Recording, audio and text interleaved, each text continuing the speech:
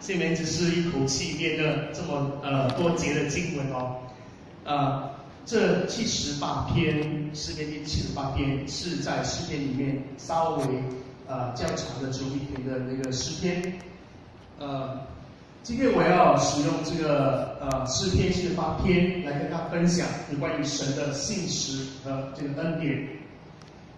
首先有一群的这个民族，他们很喜欢来诉说他们的这些的历史。你知道是哪一群的民族吗？以色列人，或者是我们现在的什么犹太人？犹太人，他们每一年，他们到现在还是会有这个举行这个逾越节。逾越节对他们讲非常重要，他们会一年里面召集所有的家族的成员，他们全部回来。有点像我们这个华人的农历新年这样，就大家一起来吃这个团圆饭。当然，在这个团圆的这个聚餐里面，他们还会有诉说他们的历史，就是特别是他们如何经过这个在埃及地，他们的祖先怎么样从埃及这些地方出来。所以在这个逾越节的时候，他们有吃一些的特别的食物。所以你会看到这个礼物上有几道这个所谓的不算菜肴，算是一些的食物的种类。所以你会看到有哪几种？7种。好，就在盘上呢有哪一些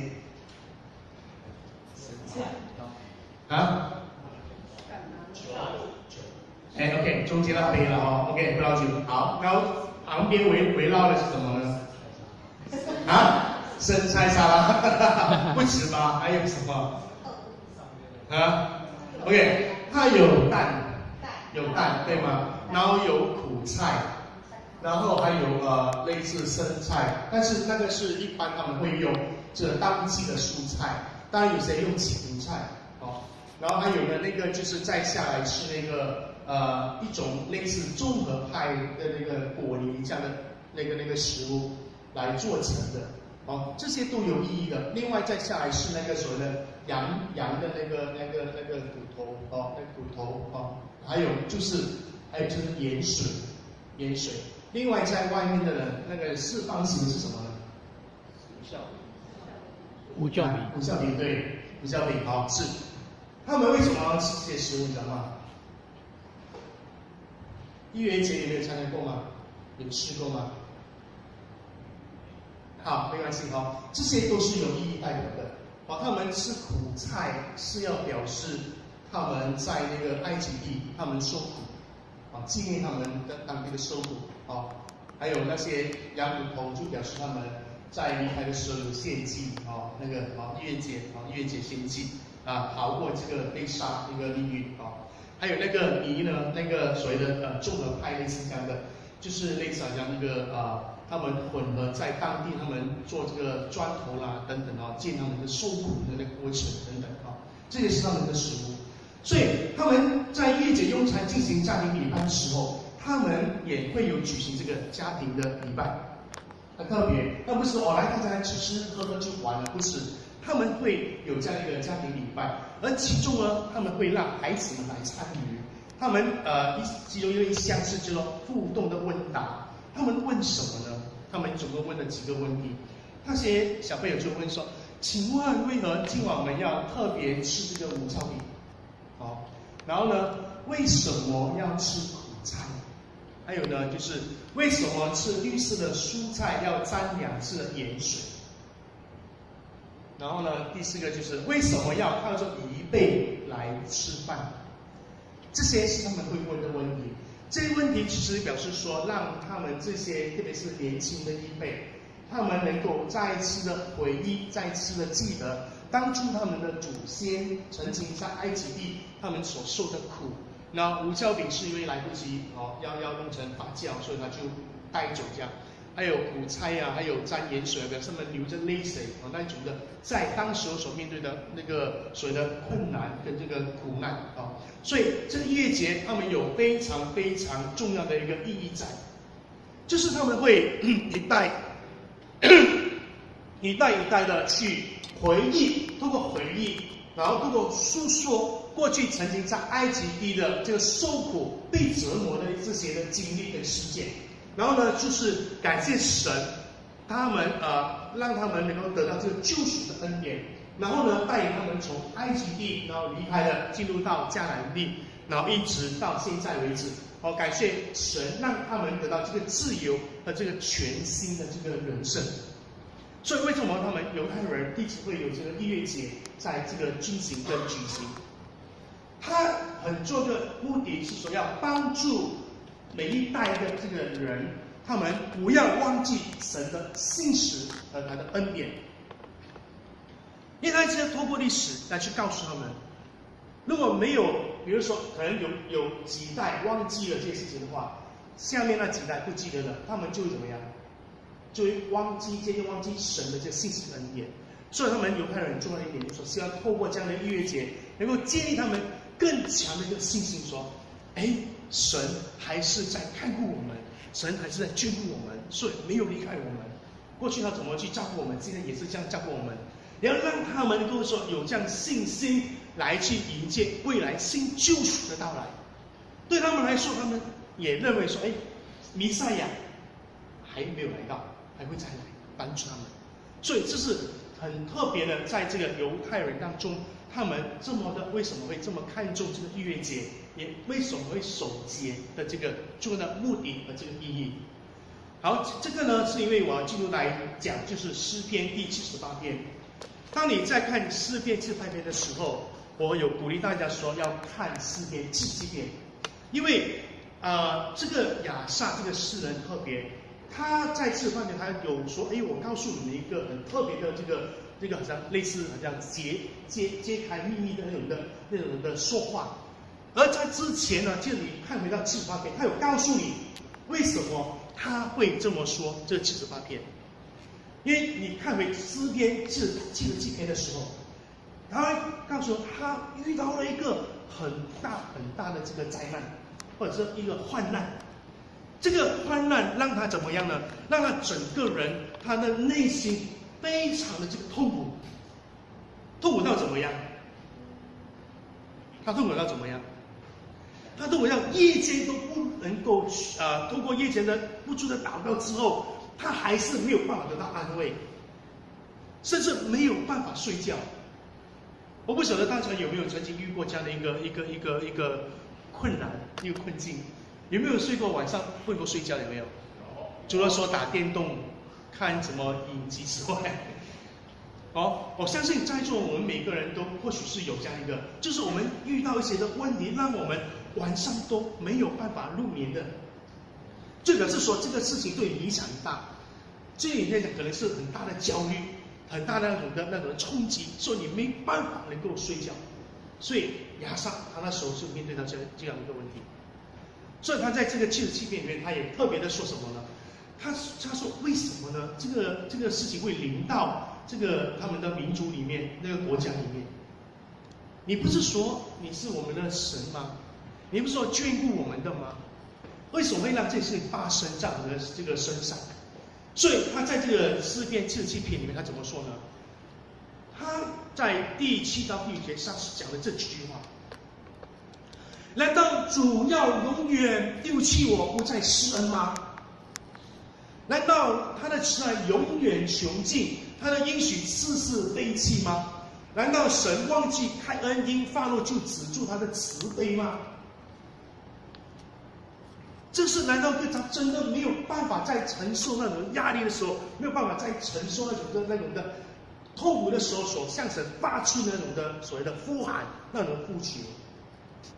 我相信有时我们也会这样想，但我们一直祷告，一直祷告，神啊，求你帮助我解决我的问题，神啊，求你赶快去解除我的那种的困难的时候，可是好像没什么动静的时候，你甚至会来到就很像他这样。上帝不是要照顾我吗？上帝不是要看顾我的吗？上帝不是要治我吗？你在哪里？好像我跟大家所说过的，好像甚至像约伯这样，对吗？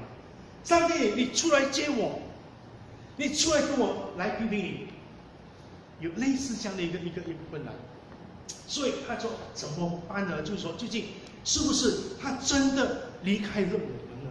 是不是他忘记了他的应许呢？是不是他已经说不再对我们施下这个慈悲跟恩典呢？他就想不透，是不是上帝真的是这样？他就尝试说：“哎呀，我就透过这个回想，然后我去思考跟数算神的这个曾经所施行过的神迹奇事的这个方式，来去帮助他。哎，究竟神在过去有对他们做过什么事情呢？如果你仔细看77篇的时候，他会想起就是说，哎，他们带领他怎么样出这个埃及，然后怎么呢经过这个红海，怎么呢在那个旷野的时候。”用这个什么热柱、云柱怎么样去照顾他们，去帮助他们？哎，他透过这样一个方式的时候，去回想的时候，他就觉得说：哎，不是啊，我们的神好像还是会在看顾我们啊，还是照顾带领我们啊。所以他用这种的方式来去让他所面对的困难跟内心的痛苦的煎熬，能够得到平静跟安慰。当然有点我们所说有点是阿 Q 精神这样，对不对？就是说，哦，你是在自我的安慰嘛，哦，他没有通过这样的方式，他说，哎，是的，神看回所有的过去的历史，神确实没有说离弃他们，神的恩典跟祝福还是跟他们同在，所以这是这个亚萨这个诗人通过这样的方式来去让自己的内心的这个痛苦跟煎熬能够得到这个安慰，得到这个平静。所以，当他这样的一个通过这样的方式的时候，他让他顿悟到了一个很重要的事情，也让他知道了一件事情，就是说，神是掌管一切所造之物的神，以及神有这个主权，按照他的信实的原则和公义的法则来行事。他有了这个所谓的信实的原则，还有他有一个公义的法则，但是人没有办法知道神行事的方式和他的意念。若你看诗篇77篇第19节，他告诉我们他是这样，他说他的领受是这样。那神是一切掌管万物的神，然后他也是有这样的一个按照他的主权要做他的事情，但是人是没有办法知道神的计划的意念，所以这样的话，那就来进入到78篇。可是对这个，我觉得这个亚萨这个诗人很特别，他觉得，哎，是吗？真的是说透过这样一个回忆，透过一个追溯或者回想，就真的是能够说，哦，神的恩典跟祝福会一直的去照顾他们，跟随他们吗？为什么还有这个问号？你知道吗？因为他想说，哎，如果说，因为他也知道以色列人他们的这个过去的这个历史他们的所做的事情，他说，如果好像以色列人这样多次犯得罪、悖逆去试探神，或者说也不去遵守神的约和律法，我相信大家有在看这个旧约书卷，对吗？什么大先知书、小先知书，你们都知道，当时候以色列人所发生的事情。过去我们在这个讲台上跟大家分享了弥迦书和其他的书，都有这样的知道他们以色列人所做的事情，都不断的去得罪神。若有这样的一个这个处境之下，透过不断追念神的拯救和恩典作为，在面对神的信实原则和公义的法则之下，是否他们真的仍然还可以继续的来去得到上帝的祝福和眷顾，可以吗？还可以吗？弟兄们，还可以吗？你说还可以吗？他们有些点点头，有些摇摇头，有些头没有动。这个很现实的问题啊，对吧？你一直不断的去得罪神、试探神，然后又不遵守他的约，你还可以得到的这个祝福吗？跟他眷顾吗？我觉得这个诗很特别，他很深入去思考个问题，还可以吗？他就在这边告诉我们这个答案了。他就先讲说，他说为什么会这样想呢？因为他说以色列人，他们亲眼都看见过，也亲身经历过的神迹奇事，在78天，12到14节这样说，对吗？他们以色列人看过什么神迹奇事？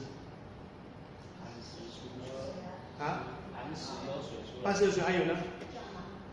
这样吗？还有呢？还有飞鸟啊，对吗？还有呢？出埃及的时候看什么？红海分开，还有呢？云柱火柱什么都有，对不对？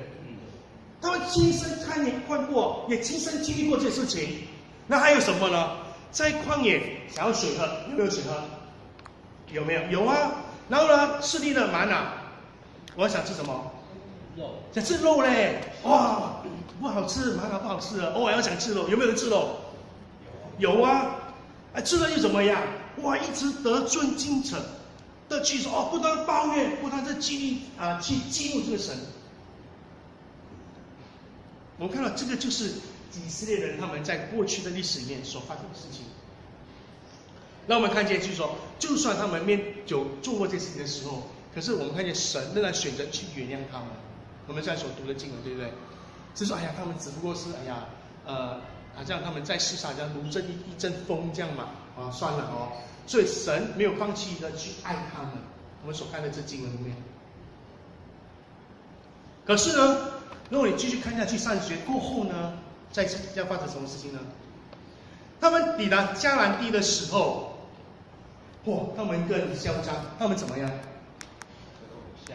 他们竟然挑个起这个偶像起来，然后建立这个旧台去敬拜其他的神明。你说对上来讲，这可以吗？神是最忌邪的神，对不对？他除了我以外，什么不可以有别的神？他们竟然说挑个起偶像，然后去建那个祭台来敬拜其他的神明，这怎么可以啊？所以神给他们的惩罚非常非常的这个严重。刚才所读的经文里面看见，祭司没有了，上人很多被杀了，然后最后连什么样？连月桂都没有了，连秋代也变毁了。这个是非常非常严重的事情。神给他们一个非常清楚的这个一个明示，什么明示？什么个明示？什么个明示？如果你们不要我，你们就会失去我，甚至会遭受被杀害之祸。我一直这样的照顾你，一直在保护你、带领你，一直爱你。你不但得寸进尺，而且还假假的说我爱你啊，我爱你，我敬拜你啊。我说我还可以原谅你，可是你更离谱的是，你竟然去拜别的神明，这是建在这祭坛去拜别的神，哪里可以这样？你表示说你不要我了，好啊。既然你们不要我，你们就会失去了我，甚至会遭受被杀害之祸。除了诗篇我们今天所读之外，我们看以色列人南北国的这个命运，就让他们怎么样？北国怎么样？美国以色列怎么样？被灭了。南国犹大呢？最后怎么样？也是被灭了。这个就是活生生这个历史在当中，他告诉我们的。从这个历史里面看见的，有时候我们仔细去想一下，我们跟以色列人几乎好像很像，向神的要求不单贪得无厌，也经常得寸进尺，有没有？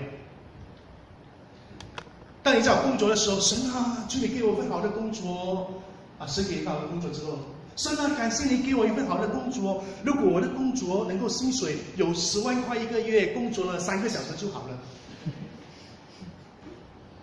神啊，求你给我一个好的女朋友、男朋友，最好是又漂亮、身材又好的女生。神给你了。神啊，感谢你给我一位这么漂亮又身材好的女生。如果她又很能干的，然后又住着什么厅堂，就说住的大厅，又进得了厨房的，有贤妻良母型的女生更好。是会不会这样？另外，我们在信仰生活上也不断的猜疑和不信靠神。我们也真的，类似他们，我也曾经相信说，曾经经历过神，也看过神在我们身上所做的这个神迹奇事。可是我们的日子里面，人呢还是会不断的去猜疑跟不信靠神啊。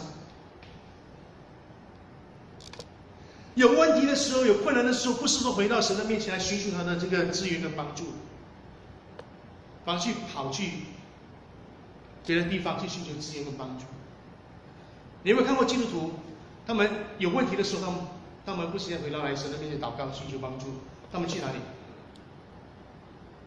他们去找看风水，找算命师，还有人想什么？去别的地方再继续拜拜，对不对？反正拜多神明就什么，就更多的保佑，有这样的想法。所以在我们的生活里面，我们是不是也是这样，像他们一样？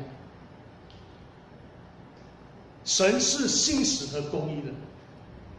很多时候我们讲神是信实和慈爱的，但是我们也没有说想到神也是公义的。不要以为说他只会一直的爱你。爱你，满足你的需要，你要什么给你，你要什么所谓的欲望，你要什么神也去满足你。但是如果当你愿意不断的得罪触怒他的时候，他也会以惩罚作为这个管教。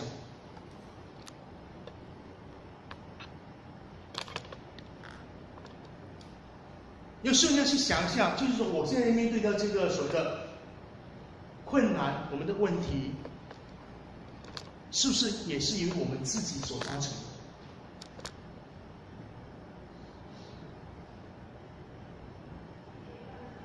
我们从以色列历史当中看到，他们这群以色列人就是这样，他们以为说我是神的选民，不会的啦，他不会怎么去对付我的啦，不会惩罚我的啦。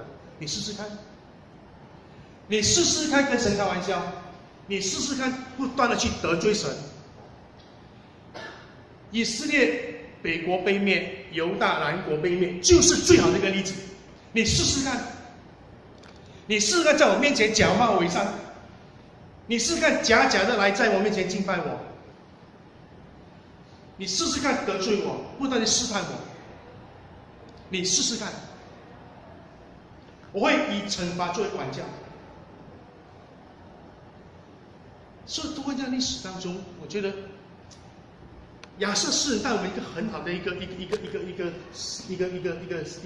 反省跟审查，千万不要跟上帝开玩笑，因为上帝是信实也是公义的神。这样有没有害怕担心？我们信这位的神，哇，也是这样的哦，是。所以有时再深入去思考一下。以色列人和我们有什么是值得神继续去爱的？有没有？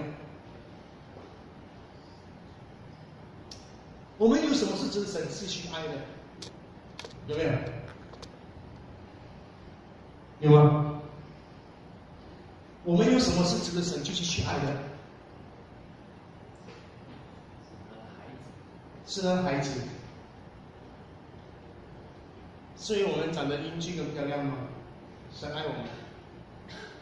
从人的角度去思考，真的没有办法去想象说，不管是过去或是现在，神仍然可以说不离不弃的所要去守护跟眷顾，不断试探、得罪、触怒他的人，对不对？我们每个人都会这样啊，在我们的生活当中，有意无意的都会这样去试探神、得罪神。所以我在想说，我们有什么是值得他去爱的？有什么是值得他去爱的？当这个亚萨一直想的时候，哇，感谢神，他呢给我们的一个所谓的一个答案是什么？他主要是因为他是一位信实怜悯人的神，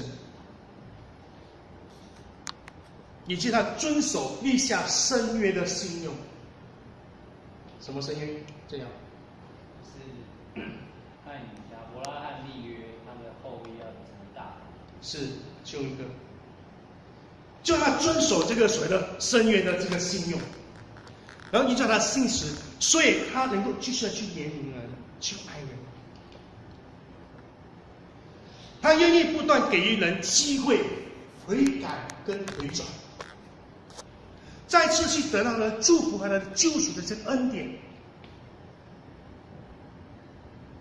他一直就是说立下这个心意，说一定要给人得到这个祝福的恩典，一定要给。所以呢，他只要人愿意说能够悔改回转的话，他必定能够得到这个他的这个祝福，得到这个恩典。所以我们在诗篇78篇的后面的时候，67到72节的时候，我们看到神按照的公义跟信实，为了将他的祝福呢，要继续的给予一些人，他借由什么？拣选，他用拣选做出转移的方式。所以你会看到刚才是说，从列氏的支派，从示罗跟扫罗，对不对？的拣选转向给谁了？犹大支派，还有西安以及大卫。所以你看到后期的时候，就看到什么出来了？西安是神所拣选的什么的地位？对，大卫呢是神所拣选的君王。然后确实看见，在以色列人的历史当中，在这个西安的大卫的这个所谓的在大卫的带领之下，他们的国真的是非常的慢慢的强盛起来，也得到了这个所谓的这个上帝所赐给他们这个祝福的这个生活。上帝的心意不是当然要给将这祝福跟恩典给犹太人或者给以色列人，他要想给谁？他会将这许多的祝福恩典，还要给谁？信靠的人，就是所有的人。怎么给？怎么给？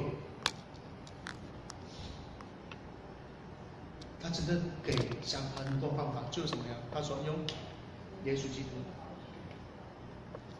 他不惜付上最大的这个牺牲代价，将主耶稣基督赐给我们，然后呢，给凡信靠的人能得到救赎的恩典跟祝福。他将这个恩典就扩大去了。你看，从时间的这个过程当中，他不是单单给一些人，亚伯拉罕还有谁这样，他的用意是要给谁？要给全世界的人。所以他的通过耶稣基督，他来去成就救赎这个恩典，他呢来将他的祝福来去赐给我们这个人。从主基督所完成的救赎恩典之中，看见他并没有说因着人不断的去得罪或者试探，不遵守神的约或者律法，将人弃之不顾，反而他要想尽办法说，我要怎么样才能够让所有的人，除了所谓的必选者以色列人之外，都能够得到他的祝福和救赎恩典。所以他赐下耶稣基督。所以今天我们所谓的犹太人还有外邦人这群人，我们有这个机会，也同样得到这个祝福和恩典。这是何等大的一个祝福！他不是只有留在这一群人当中，他给全世界所差的人。当我们得到了祝福之外，我们也会担心，对不对？我们发现到我们的生活当中，可能我们还会说，我们不晓得究竟怎么去得到神的这个祝福，怎么去继续的走在他的道路上，或者说我们要怎么样的去说，让我能够不要说像一些人家一直走在试探神、嫉妒神跟得罪神的这个路途上。我觉得我们的神非常的特别，他想的非常的周到。他怎么样？当主耶稣基督离开世界之前，他说什么样？他赐下什么？圣灵保惠师。他赐下了圣灵保惠师，继续来帮助和引领我们这一群被他所选召的基督徒。对不对？在圣经里面当中，我们看到很多圣灵的工作在当中。特别在新约的这个所谓的书卷开始的时候，对吗？使徒开始的时候，圣灵做多么多的工作。现今也是一样啊。圣灵不断的去透过在你的生活当中给你一些指引，一些帮助，叫你怎么去明白神的心意，来帮助你怎么去走这个信仰的道路。他有圣灵保惠师来帮助你。不单如此，他还什么？他更特别是什么？他设立了圣餐。我跟大家分享过了，圣餐是一种无形恩典的有形的外在记号。有时候在我们生活当中，我们说神什么恩典跟我们同在，我们有看到神跟我们在一起吗？有时候我们在我们生活当中，我们可能会害怕，对吗？因为我们知道我们做过什么事情，我们得罪过神，我们怎么试探神。所以有时候我们说，怎么办呢？感谢神，他在设立圣餐。这圣餐不单能够记得死，更是一种信仰的回溯跟宣告。也再次让你去回想，就是说，跟有宣告，就是说，耶稣基督为我们怎么样？被钉死在十字架上，然后呢，流出宝血，洗净我们的罪，对吗？然后他复活了，带给我们什么样？复活带给我们得救赎、称义、成圣和永恒的生命。那么在领受圣餐的时候，我们不但看见神的恩典，我们也真正的去实际领受到，就已经肯定了，就是说这个恩典和赦罪的应许。就当你吃圣餐的时候，告诉你说，不用担心哦，这个神的恩典直接在你的面前。你领受的时候，就确实靠绝对保全你的罪被赦免了。所以我们才能够有坦然无惧的去继续的行走在这个所谓的神的这个信仰的道路上，也能够继续的有这个重新得到这个力量，能够在这个教会里面，在生活上继续去服侍神，继续去宣讲福音，继续为他过这个成圣的生活。弟兄姐妹，从这么多的事件当中，从这么多的这个不同的这个结合起来的时候，他告诉一个什么信息呢？就是说神他立志要将他的祝福恩典要给我们，所以你现在生活应该是充满喜乐，充满了平安，充满了这个所谓的这个神所赐给的所有的祝福。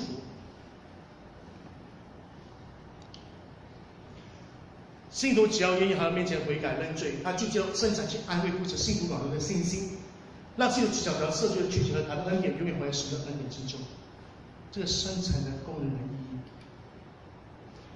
所以，通过救恩历史的回溯、思考、数算，告诉我们一个什么重要的事情？怎么样？神没有什么离弃他所爱的人，他的心意是要说属于他所选的百姓能够继续怎么样去享受和拥有幸福美满的平安的生活。我给你就好了。他还通过什么方式呢？刚才我讲的。他赐下圣灵保惠师来去帮助你，来去明白神的心意是什么，来去引领你怎么走在神的道路上，能够得到力量过合神心意的圣洁的生活。我们说我们要过圣洁生活，不是要靠我们自己，来靠主跟我们同在，圣灵保惠师的眷顾跟赐下力量，我们过圣洁的生活。他更加说知道我们人的软弱，当我们走的时候，我们会跌倒，我们会是失败，我们是会害怕恐惧，怎么办？我要不要继续走？我这个所谓的有罪的人，他设立圣餐，他安慰你，他扶持我们的软弱的信心，让我们知道说，你不用担心，你已经得到赦罪的确据了，你现在可以永远活在上帝的恩典之中。弟兄姐妹，今天是我最后一次以神学生的这个方式来跟大家讲道。我希望说，将来我们会面对很多不同的征战，面对不同的挑战，面对不同的那种的生活的那种的压力。我会希望说，我们能够很清楚一点，就是不管生活怎么样困难，我们信仰什么的一个很大的那种的波折，我们都要立下我们的决心，我们一定要走在神的道路上。我们更要有确定的信心，相信就是说，上帝的心意是怎么样，他定义一定要将他的祝福、他的恩典给予我们啊。他通过圣灵保惠师、通过圣餐等等，通过教会的所有的所谓的生活的这个各方面，来去帮助我们说，我们能够得到他祝福恩典的生活。所以，不管怎么样，将来发生什么事情，我们一定要努力的去认识神，跟建立与他良好的关系，以得到和享受他给我们的这个福乐。坚持下去。不管你的信仰有什么的走这条信仰道路的时候，有那么的困难，那么辛苦的时候，坚持下去。不管你生活出现了什么的危机，出现了什么那种的挑战，坚持下去，要选择这一条上帝要定义祝福给我们的这道路。因为我们有什么？记起来，因为我们有什么？为什么能够坚持下去？为了能够走下去，因为我们有什么？还有呢？对，记住，我们一起的彼此努力。我们现在我家人在天国里面能够彼此见面，我们不要就是说绕跑或者留下一个在后面，我们一起努力。天国的道路不容易走，我知道，因为它是窄的，对吗？去的人也少。可是我们彼此的勉励，彼此的激励。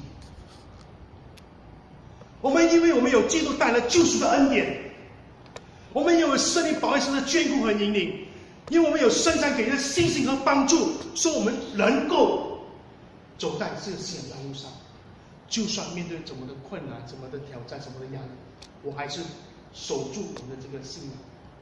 阿们。我们一起祷告。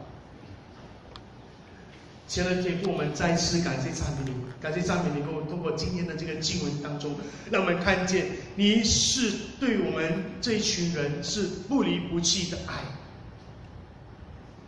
你愿意将你的祝福、将你的恩典要赐给我们，要使我们在地上来享受你赐我们的这个福乐，甚至连天上也有这个永恒的这个生命。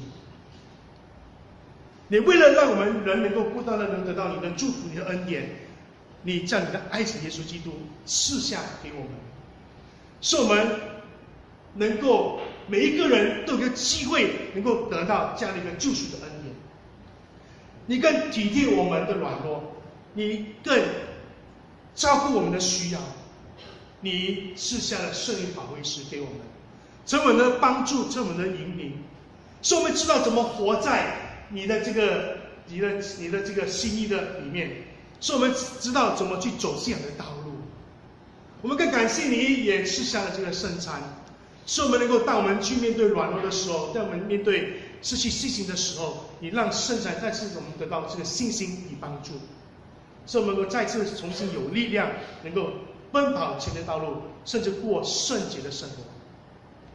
亲爱的天父，我们感谢赞美你，求你继续帮助我们每一个人，使我们在走这条线道路的时候，我们知道你的爱永远与我们同在，让我们能够有力量，有这信心，有这个能力，一直在地上奔跑这信仰的道路，直到在天家见你的面，使我们能够在你面前，正如保罗所说的，当时的道我已经守住了，当主的路我已经跑尽了，如今我在天上能够得到你所赐给我们永远的冠冕。天父，感谢赞美，求你继续赐福我们每一个人，使我们每一个人都能够蒙恩得福，我们如此祷告，奉我们主耶稣宝贵名求的，阿门。